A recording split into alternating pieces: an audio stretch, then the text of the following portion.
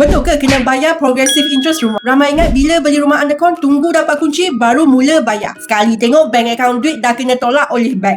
Anda ingat lepas dapat kunci baru mula bayar angsuran penuh kan? Tapi realitinya bank dah mula tuntut bayaran walaupun rumah baru naik tiang. Bayangkan rumah sewa sekarang kena bayar. Rumah baru pun kena bayar interest.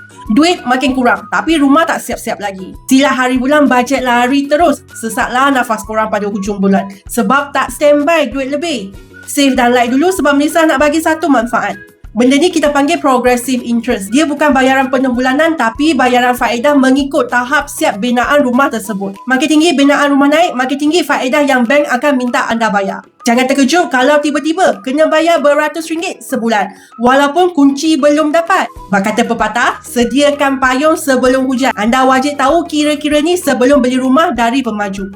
Saya Melissa, kepakaran saya ialah bantu susunkan profil dan padangan anda dengan pembiayaan rumah yang sesuai. Jangan main agak-agak, sebenarnya ada cara untuk anggarkan berapa kena bayar ikut stage rumah. Macam mana nak kira progressive interest? Ini formula asas dia.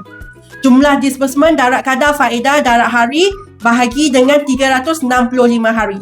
Contohnya harga rumah RM300,000, stage 1 pemaju claim daripada bank, foundation dah siap 10%, bank bayar pemaju RM30,000.